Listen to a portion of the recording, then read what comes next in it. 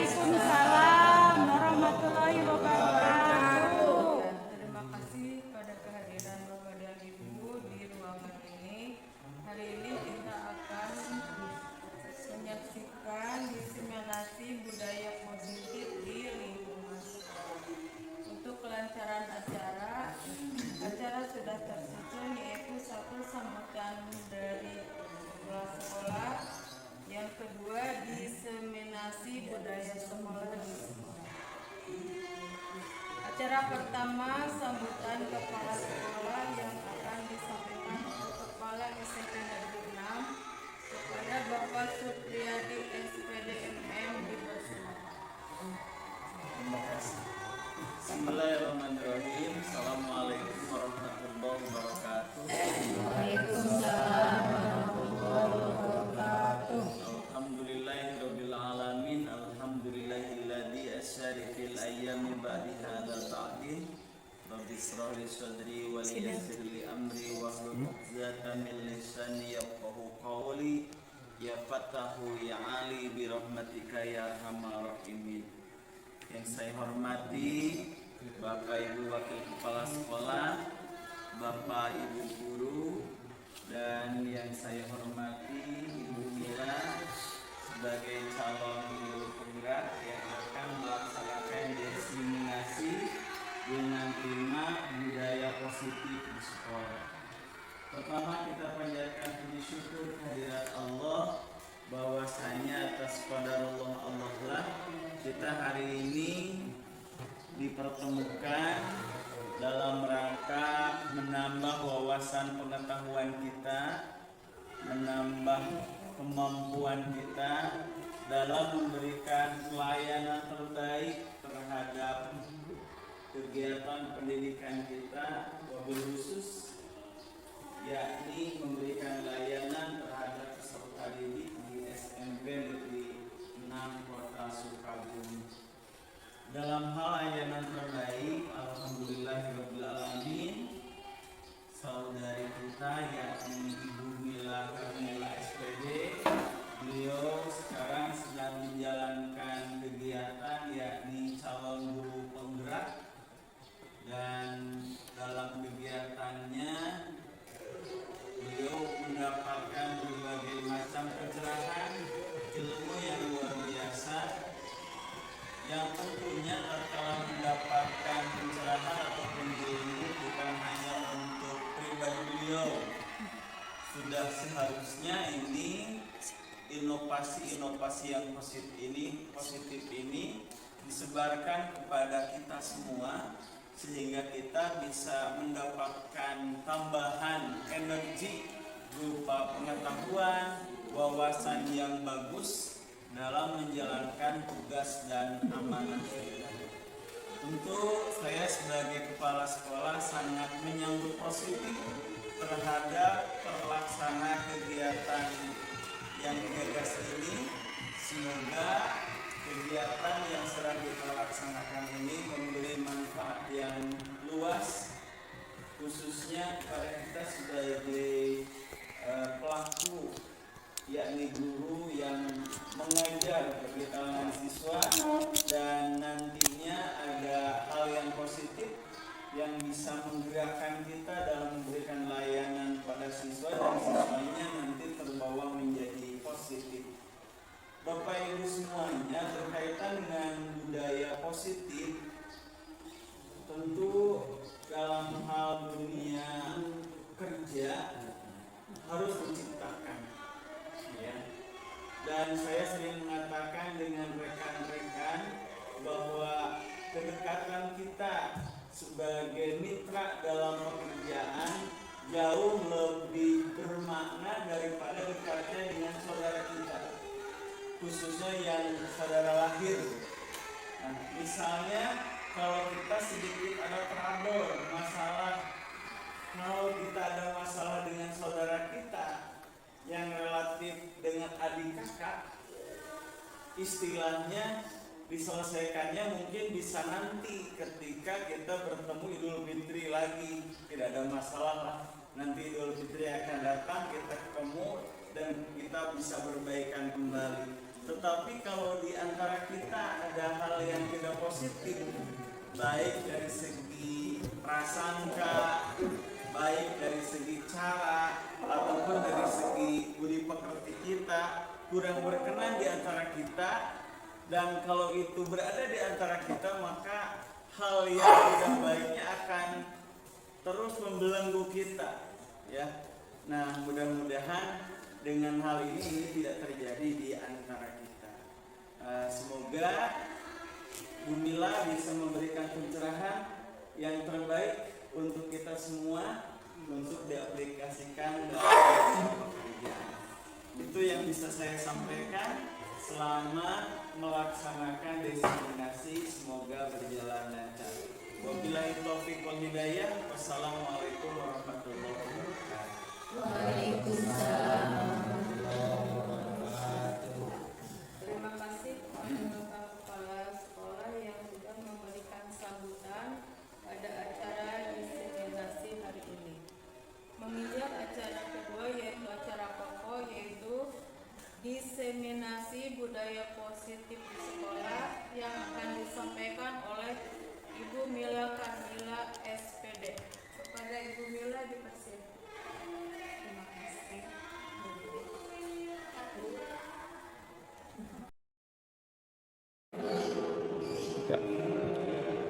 Assalamualaikum warahmatullahi wabarakatuh. Waalaikumsalam warahmatullahi wabarakatuh.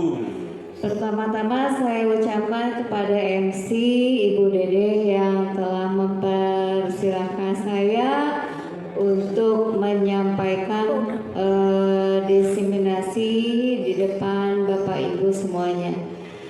Marilah kita panjatkan puji dan syukur kehadirat Allah Subhanahu wa Ta'ala, bahwasanya pada hari ini kita bisa berkumpul di ruangan ini dalam keadaan sehat walafiat tanpa kekurangan suatu apapun, dalam kondisi memang cuacanya agak panas ya, tapi tetap semangat. Terima kasih Bapak Ibu telah menyempatkan waktunya untuk mendengarkan pemaparan saya tentang penerapan dan diseminasi budaya positif di lingkungan sekolah, yaitu di SMP Negeri 6. Kemudian salawat dan salam senantiasa kita sampaikan kepada baginda kita Nabi Muhammad SAW. Baiklah Bapak Ibu semuanya, pada kesempatan ini saya akan mendiseminasikan atau memaparkan salah satu tugas dari modul 1, yaitu modul 1.4 tentang budaya positif. Semoga apa yang saya paparkan sekarang ini bermanfaat dan memberikan pencerahan bagi sekolah kita. Semoga sekolah kita lebih baik lagi dan lebih maju lagi di dunia pendidikan. Baiklah, pembelajaran di eksplorasi konsep modul 1.4 yaitu tentang budaya positif dibagi menjadi 3, yaitu ada teori disiplin positif dan nilai-nilai kebajikan universal. Nanti kita akan bahas satu persatu apa aja materi yang ada di disiplin positif dan nilai-nilai kebajikan universal. Selanjutnya ada teori kedua, yaitu teori motivasi, dan kemudian ada hukuman juga penghargaan. Kita bahas satu persatu apakah itu teori motivasi, apakah itu hukuman, dan apakah itu penghargaan.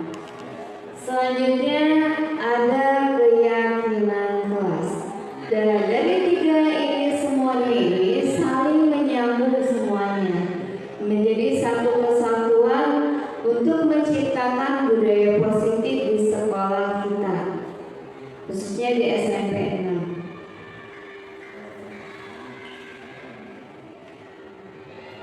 Nah, ini yang akan saya bahas dulu tentang disiplin positif dan nilai-nilai kebajikan.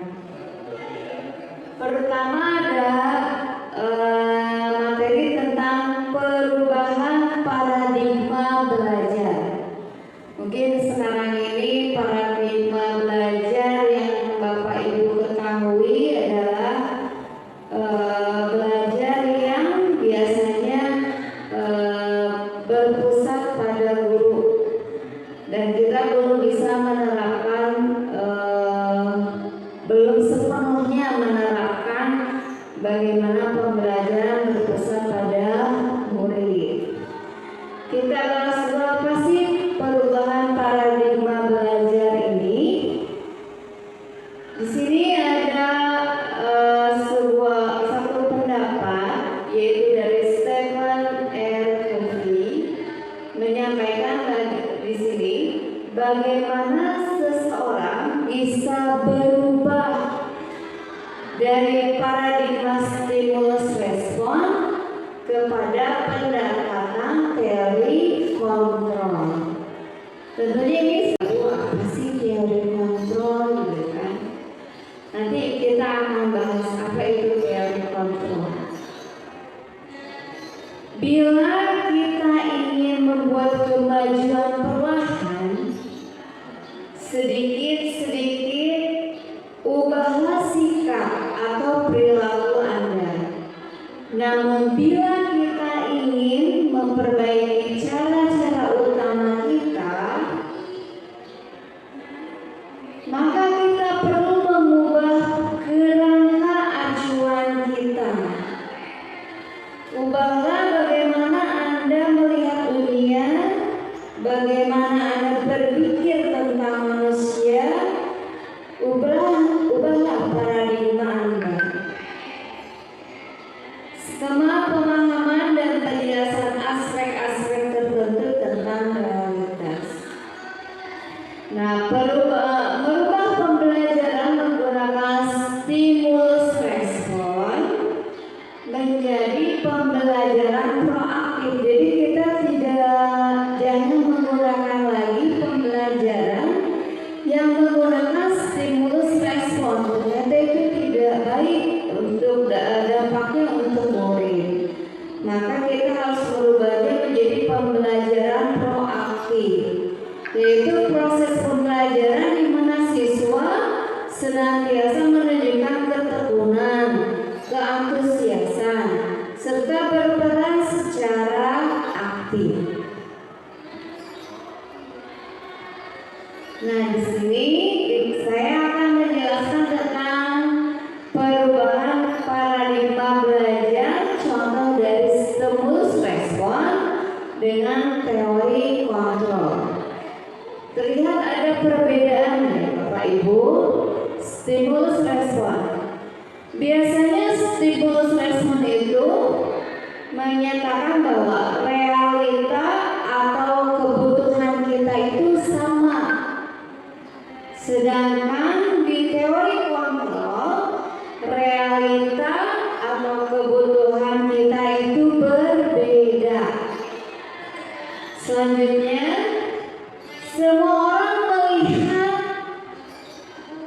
semua orang melihat yang sama, tetapi di teori kontrol setiap orang memiliki gambaran berbeda. Orang lain bisa mengontrol saya, tetapi di teori kontrol hanya Anda yang bisa mengontrol diri Anda. Kemudian stimulus respon, perilaku buruk dilihat sebagai suatu kesalahan. Sedangkan teori kontrol, semua perilaku mempunyai tujuan. Dan terakhir, saya bisa mengontrol orang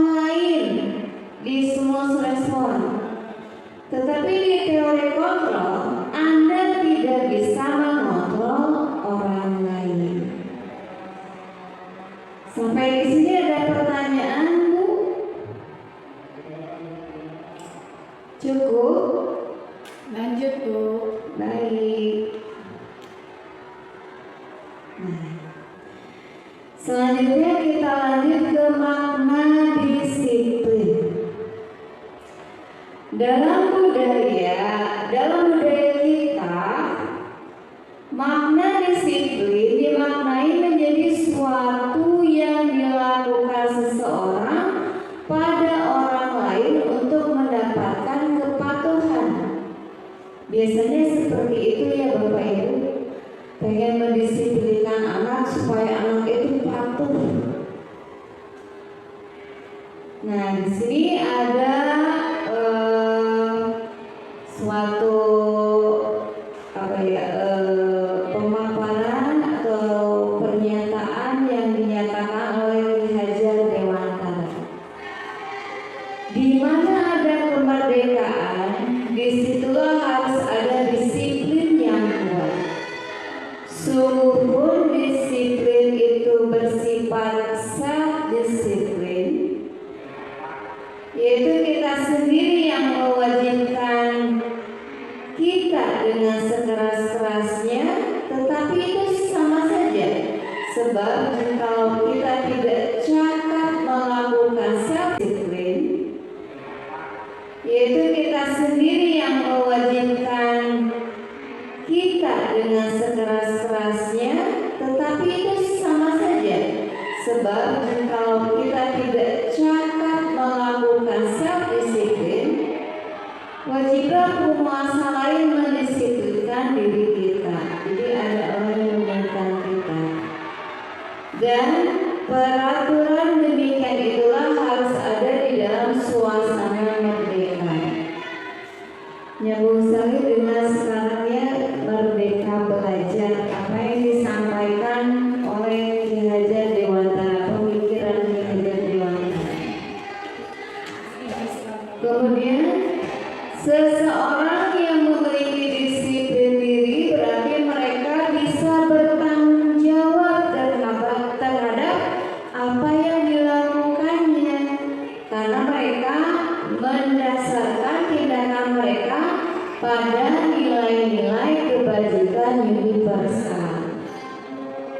Ki Hajar Dewantara menyatakan pula bahwa pertanggungjawaban atau dalam bahasa Belandanya ya, itu selalu menjadi sisihannya hak dan kewajiban dari seseorang yang pegang kekuasaan atau pimpinan dalam umumnya. Adapun artinya tidak lain ialah orang tadi harus mempertanggungjawabkan dirinya serta tertibnya laku diri dari segala hak dan kewajibannya. Maka dari itu sebagai pendidik, ya tujuan kita adalah untuk menciptakan anak-anak yang memiliki disiplin diri, sehingga mereka berperilaku dengan mengacu pada nilai-nilai kebajikan universal dan motivasi intrinsik bukan ekstrinsik. Motivasi intrinsik berarti motivasi yang tumbuh dari dirinya sendiri. Jadi tanpa ada paksaan dari luar, tanpa ada tekanan dari luar, tapi itu muncul dari kesadaran dirinya sendiri.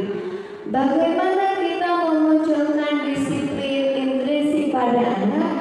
Ya dengan penuh kesabaran, kita sebagai pendidik harus menuntunnya. Kita harus mengarahkannya, menuntunnya dengan cara bagaimana? Ya tentunya dengan cara yang positif. Dan maka itu kita harus melakukan budaya positif. Jangan sampai anak merasa tertekan. Karena kalau anak merasa tertekan, biasanya semakin menjadi gitu ya. Kalau anak ini ternyata tidak melakukan disiplin. Kemudian yang namanya pendidik, jangan sampai kita menjadi menimbulkan atau menjadikan anak terpacu untuk disiplinnya karena pengaruh ekstrinsik, berarti pengaruh dari luar, dari kita.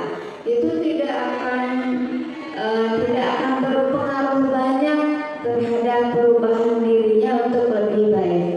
Karena kalau dari luar itu bisa saja anak kembali kepada yang sebelumnya. Nah, di sini motivasi perilaku manusia. Motivasi perilaku manusia dan motivasi eksternal biasanya untuk menghindari ketidaknyamanan atau hukuman. Ya, anak bisa patuh gitu ya, tetapi untuk menghindari ketidaknyamanan atau hukuman, anak berusaha nih disiplin, tapi bukan karena kemauan dari dalam dirinya. Dia melakukan disiplin itu karena takut karena hukuman. Selanjutnya biasanya untuk mendapatkan imbalan atau pujian dari orang lain. Kalau pujiannya atau imbalannya itu tidak ada, maka anak kembali ke semula gitu ya. Mungkin akan lebih jelek lagi.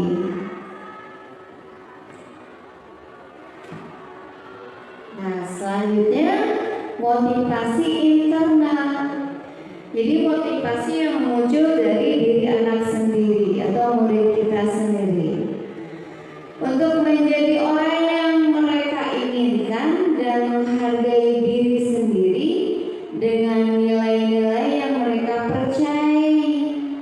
Sebaiknya menghindari pemberian hukuman atau hadiah berlebihan untuk meminimalisir motivasi eksternal dari dalam diri murid.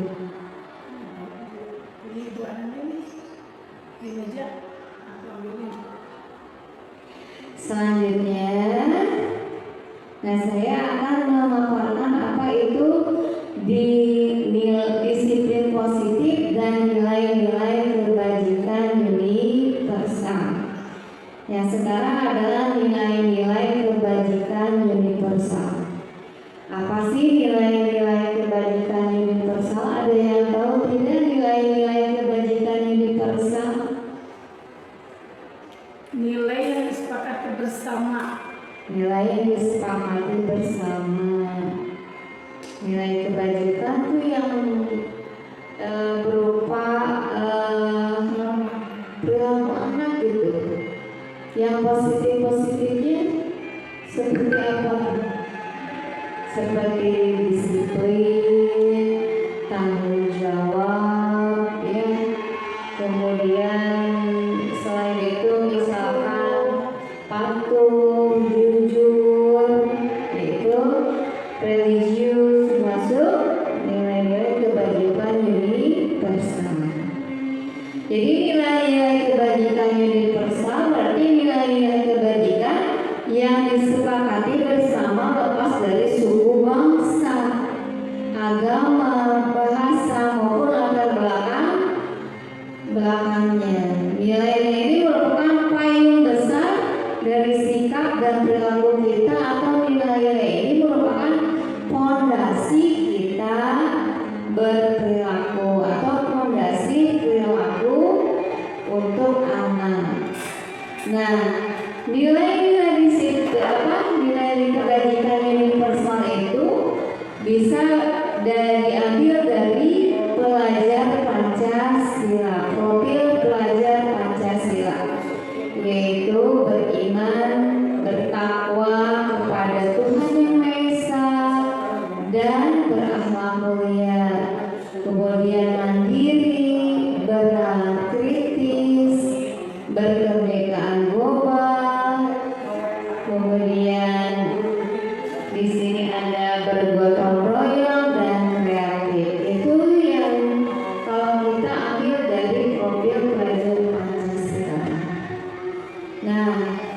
Nilai-nilai kebajikan yang disepakati bersama dan lepas dari suku bangsa, agama, bangsa maupun latar belakang. Contohnya apa?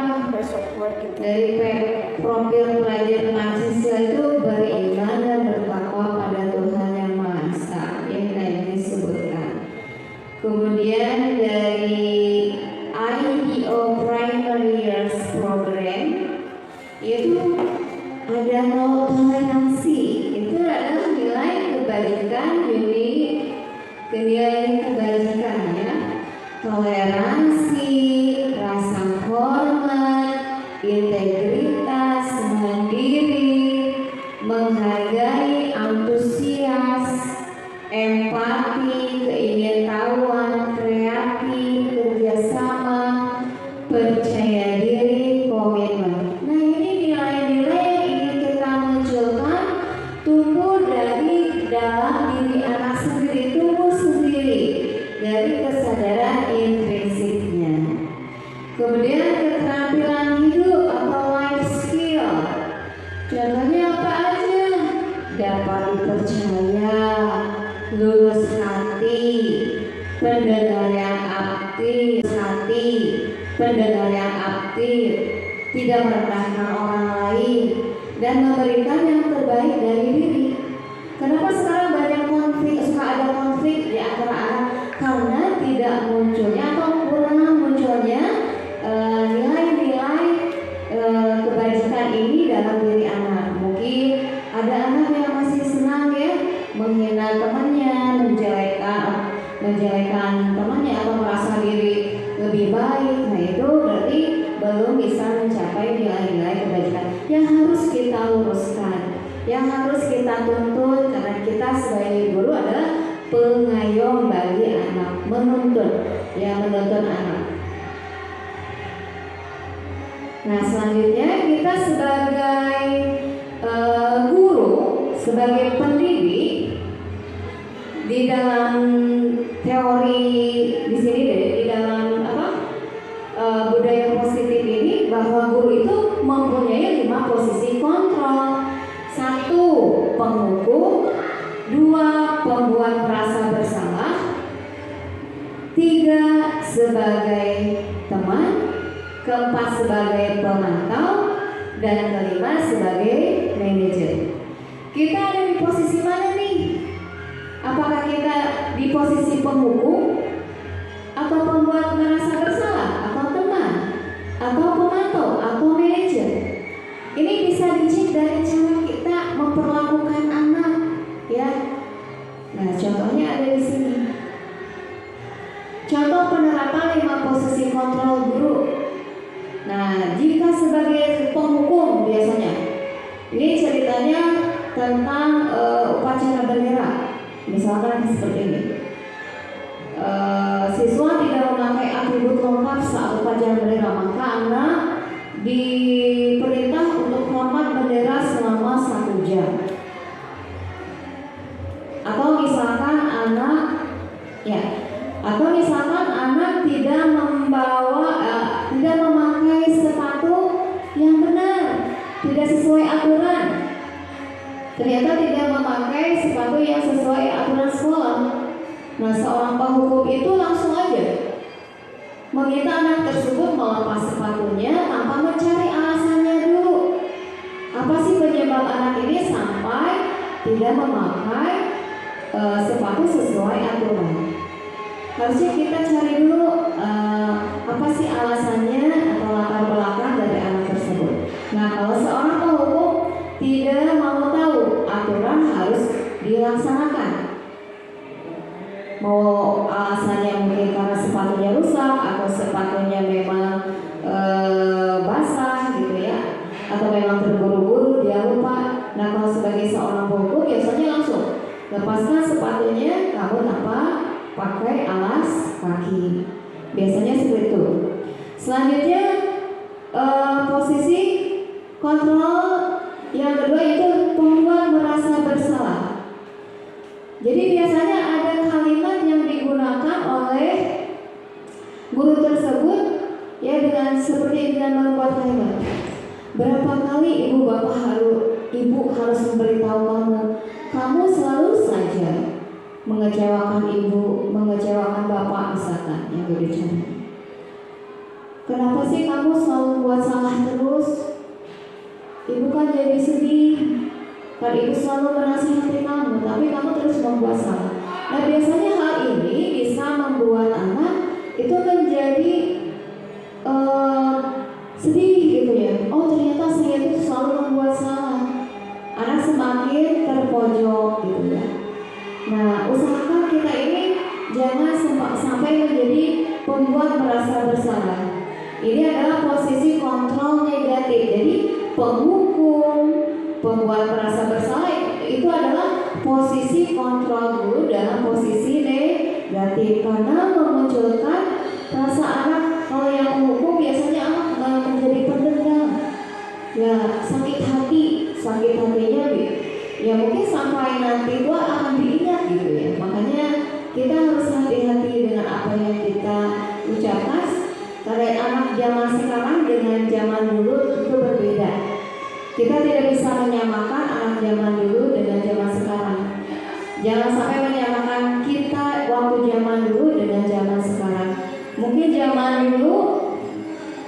zaman dulu saat kita ini ya, saat kita masih itu, Bapak Ibu semuanya usahakan jangan sampai menjadi di posisi kontrol sebagai penghukum atau pembuat merasa bersalah, karena biasanya itu akan berdampaknya lama. Dan kalau anak sudah merasa bersalah biasanya timbul rasa pesimis atau kurang percaya diri sama anak, takut melakukan kesalahan lagi gitu ya Bapak Ibu. Jadi anak itu jadi takut melangkah. Jadinya untuk yang jangan sampai kita ini di posisi penghukum atau pembuat merasa bersalah. Kamu mah gitu aja sama ibu, kamu mah bikin salah aja. Jadi kan ibu yang mau kamu tersebut. Nah itu biasanya membuat anak menjadi sedih, iya gitu, jadi sedih gitu. Nah ini posisi penghukum seperti misalkan yang membawa HP, Labeling ya. iya, seperti penghukum kata tidak mau tahu kan, gitu kan. Zaman sekarang itu tidak bisa disamakan dengan zaman dulu gitu ya. Sepatunya salah di sekarang.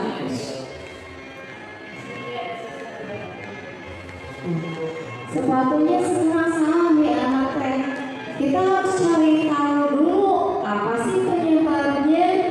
Siapa tahu dia tidak punya lagi sepatunya atau sepatunya basah. Jangan sampai anak dicopot gitu ya. Kamu udah beralas kaki saja, jangan beralaskan sepatu. Udah jangan nyengker aja alasnya. Nah kita harus di posisi mana sih? Ini baru dua posisi ya.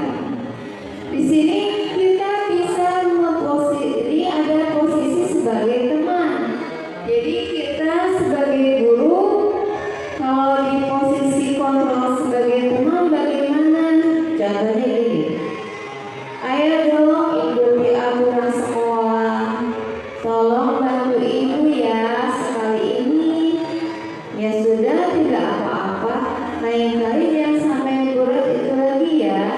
Nah, posisi kontrol sebagai teman ini bisa menjadi positif atau negatif. Ya tergantung anaknya meresponnya bagaimana. Nanti kalau kamu ibu bantu, ibu akan misalkan memberi kamu sesuatu gitu. Jadi anak itu kalau gurunya berbuat perhatian gitu, dia akan semangat. Tetapi kalau gurunya sudah tidak memberikan perhatian, malah jadi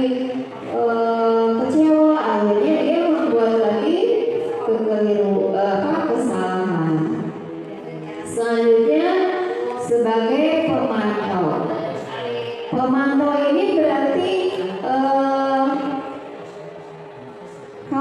contohnya di sini, kamu sudah melanggar peraturan sekolah, kamu tahu konsekuensinya. Setelah upacara, kamu beri atributnya ke koperasi dan jangan diulang lagi.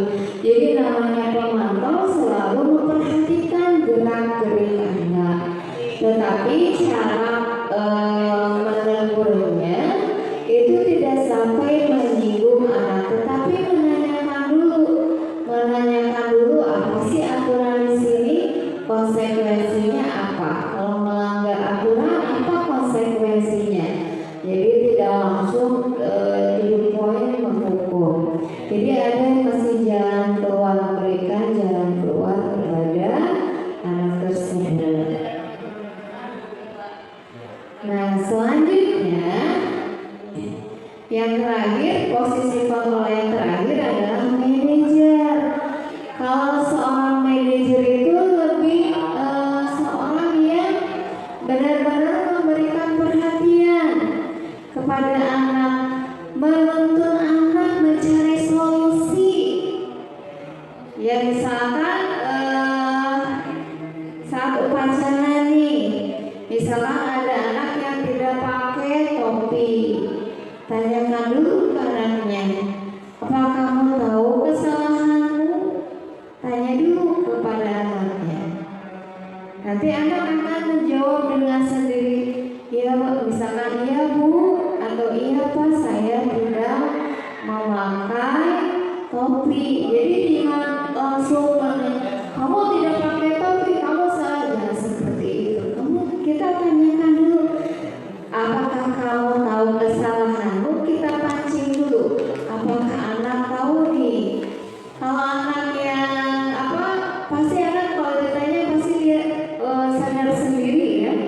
Oh saya tidak bawa topi. Kira-kira kalau kamu tidak pakai topi itu benar tidak? Nanti anak menjawab tidak benar pak, tidak benar. Jadi anak sudah bisa menentukan mana yang salah dan mana yang benar. Kita tanyakan lagi, coba harusnya seperti apa? Misalkan anak itu, saya harusnya memakai topi setiap mengikuti upacara bendera. Dan ini sudah menjadi peraturan gitu ya, atau keyakinan sekolah. Jadi kalau kamu melanggar, dia perbaiki untuk kedepannya sehingga dia tidak akan mengulang. Dan dengan cara-cara pendekatannya seorang manajer, posisi kontrol seorang manajer, maka seorang anak insya Allah gitu ya akan lebih kondusif lagi. Mungkin saat ini ya banyak anak ya, beberapa anak gitu ya sulit sekali diluruskan, sulit sekali untuk dinasihati. Mungkin cara kita ada yang salah yang harus kita perbaiki ya Bapak Ibu. Kemudian dalam mewujudkan posisi kontrol itu, penerapannya menggunakan segitiga restitusi ya, dimana itu merupakan suatu proses dialog yang dijalankan oleh guru agar dapat menghasilkan murid yang mandiri dan bertanggung jawab. Nah di sini ibu bapak lihat, di sini ada bentuknya seperti ini ya, segitiga. Yang paling mendasar adalah menstabilkan dulu identitas. Identitas siapa? Identitas anak yang melakukan pelanggaran atau kesalahan. Kita stabilkan dulu identitasnya. Jadi kita jangan langsung memarahi anak loh apa-apa itu. Kita tanya dulu baik-baik. Misalkan ada kasus misalkan anak marah-marah di kelas gitu kan. Kayak kasus seorang anak yang kemarin itu ya, yang tadi ya. Kebetulan ada wali kelasnya di sini, ya waktu kelas 8 di sini ada wali kelasnya saat kelas 7 di sini ya. Tadi Panela, kenapa kamu tadi ibu dapat kabar nih, kamu tadi marah-marah ya Panela kepada Romi, apa masalahnya gitu kan? Nah kata Panela, ibu, karena Romi saat tiba-tiba itu si Romi mengambil buku Panela di tas, katanya mau minta jawaban PR bahasa Inggris Ibu. Kak Panela jadi marah, Ibu caranya seperti itu, tidak minta izin dulu diambil aja bukunya gitu kan. Jadi Panela marah-marah gitu. Nah, kita stabilkan dulu identitasnya. Makanya saya mengatakan kepada Panela, hal yang wajar kalau kamu marah.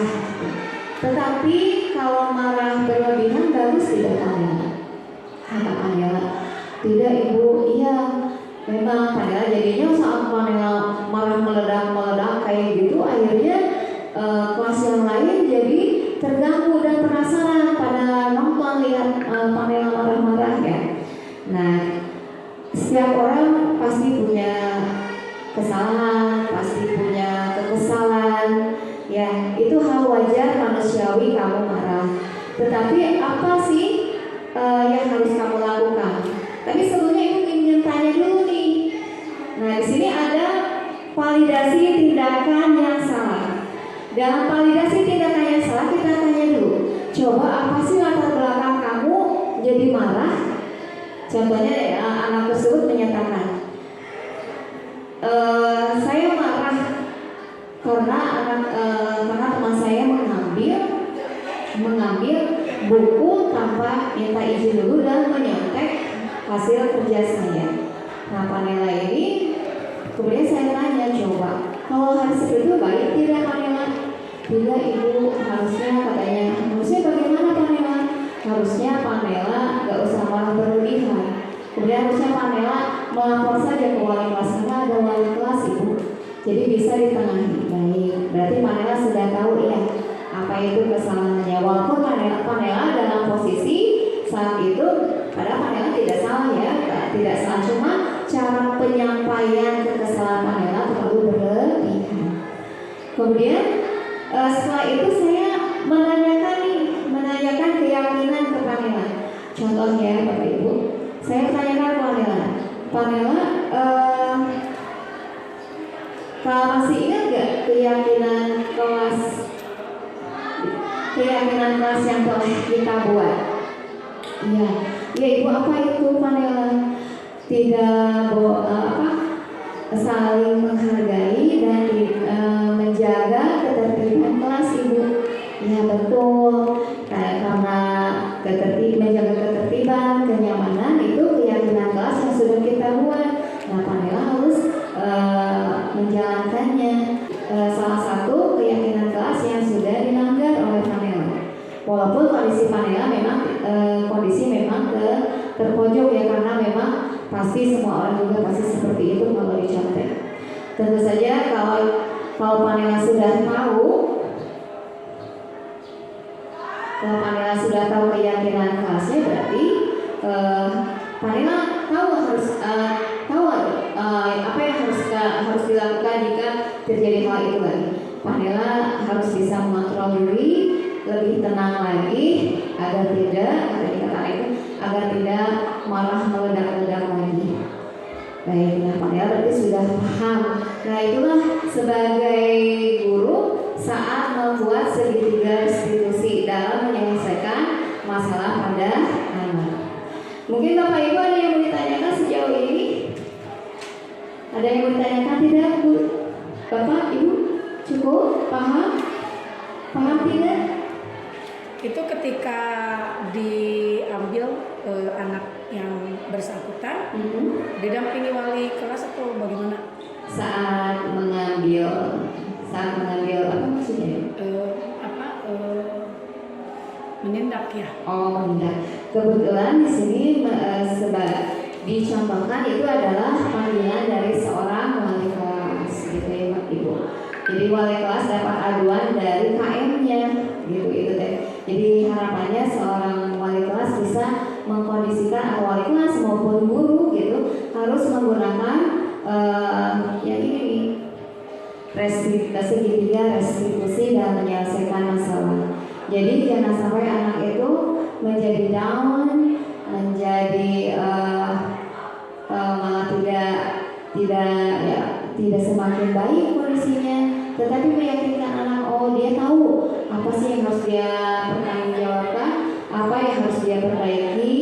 Jadi tumbuh kesadaran intrinsika dari diri anak sendiri. Kita hanya penuntunnya, menggairnya saja. Nah tentunya Bapak Ibu semuanya, supaya kita tidak di dalam proses pembelajaran ya Bapak Ibu, di dalam proses pembelajaran di sekolah maupun di kelas secara lingkungan kecilnya atau lingkungan besarnya sekolah, maka kita harus membentuk keyakinan kelas atau keyakinan sekolah di awal tahun pelajaran, supaya kita bisa ke anak maupun ke orang tua kita buat bersama-sama, disepakati bersama-sama. Jadi saat anak melanggar keyakinan kelas, bisa diinikan lagi ke anak. Nah, Nina, keyakinan kelasnya kamu harus seperti ini. Kamu sudah melanggar, berarti harus bagaimana?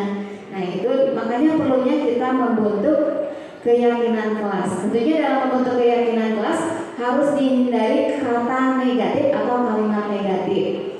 Jadi harus merubah kata negatif. Contohnya, tidak membuang sampah sembarangan. Kita rubah menjadi buanglah sampah pada tempatnya. Tidak boleh datang terlambat.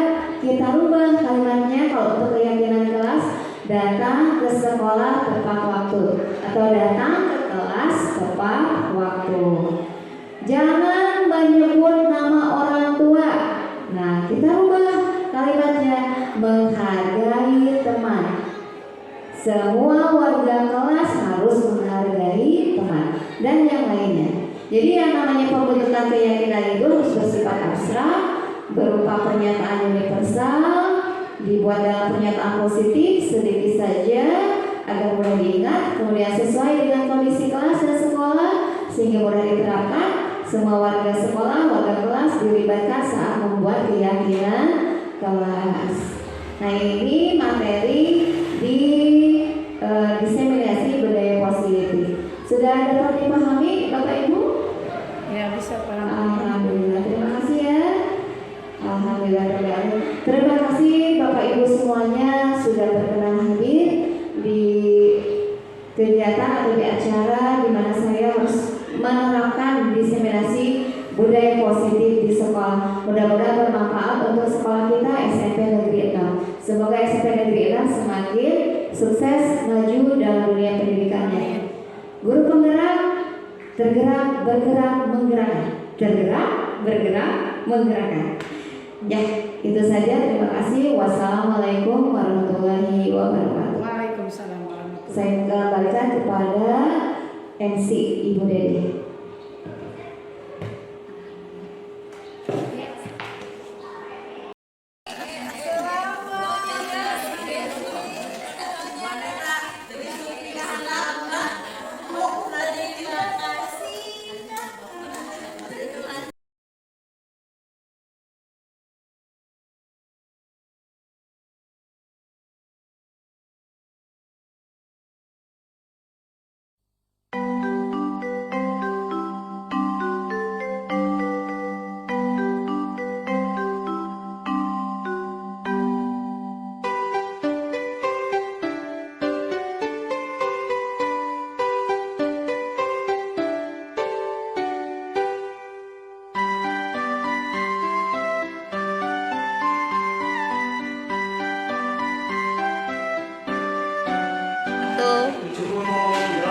Oke, yang sudah tempelkan kesepakatan kelasnya.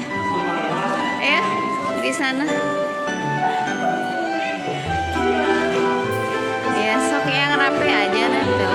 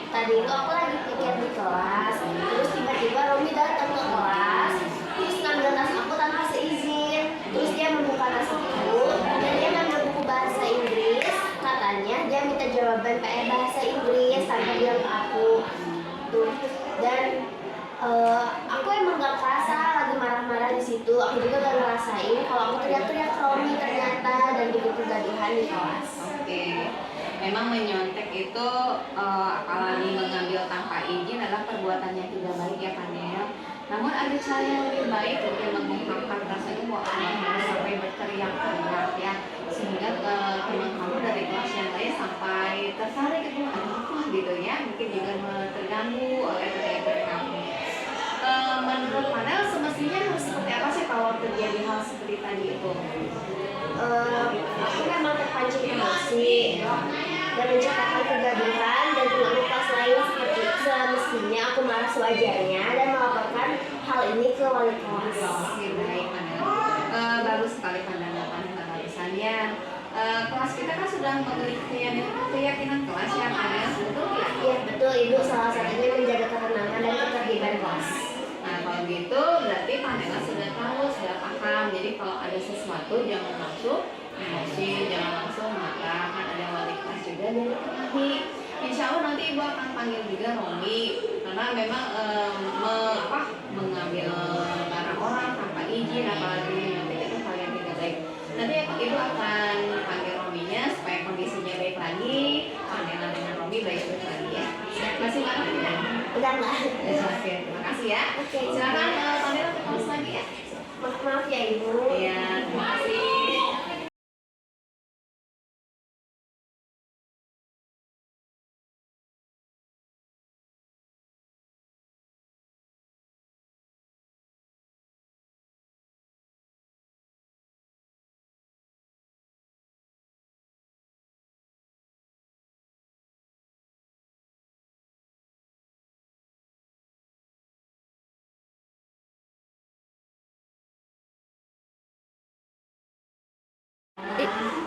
Hai Dila, halo Ibu. Apa kamu baik-baik saja nak? Alhamdulillah baik saja Bu. Oke, Ibu tadi juga dapat kabar dari mata pelajaran matematika. Katanya tadi kamu terlambat ke kelas ya? Ibu, dia terlambat ke kelas. Baiklah nah, yang namanya juga manusia suka ada hilangnya, suka ada lupanya sama Ibu. Seperti itu ya. Ya nggak apa-apa. Coba ceritakan bagaimana kamu bisa terlambat ke kelas nak? Ibu, biasanya Dila tidak pernah terlambat ke kelas, namun saat Dila antri membeli makanan, tiba-tiba bel berbunyi. Tadinya Dila mau langsung kembali ke kelas, cuman teman Dila dari kelas lain bilang jangan dulu ke kelas sebentar, temenin katanya masih lapar. Oh, coba menurut Dila bagaimana nih? Kalau kondisi seperti itu harusnya seperti apa sih nak? Ibu, harusnya pada saat itu jangan menuntut teman Dila itu, semestinya saat mendengar bel masuk, Dila bergegas pergi ke kelas untuk mengikuti pembelajaran berikutnya. Nah, berarti Dila sudah paham ya yang harus Dila lakukan semestinya. Nah, kamu pernah dengar ingat tidak dengan keyakinan kelas yang sudah kita buat? Iya Bu, ingat, yaitu masuk ke kelas tepat waktu Bu. Oke, baiklah, berarti Dila sudah paham ya, sudah bisa memperbaiki diri Dila. Ya Ibu, siap. Oke, alhamdulillah kalau begitu ya. Mudah-mudahan di hari berikutnya tidak mengulangi lagi dan Dila lebih semangat lagi belajarnya ya Dila. Ya Ibu. Karena waktu sudah sekarang waktunya sudah pulang, KBM sudah selesai. Dila dipersilakan oleh Ibu untuk pulang ya nak. Ya Ibu. Titip salam untuk orang tua kamu ya. Ya Ibu. Assalamualaikum. Waalaikumsalam.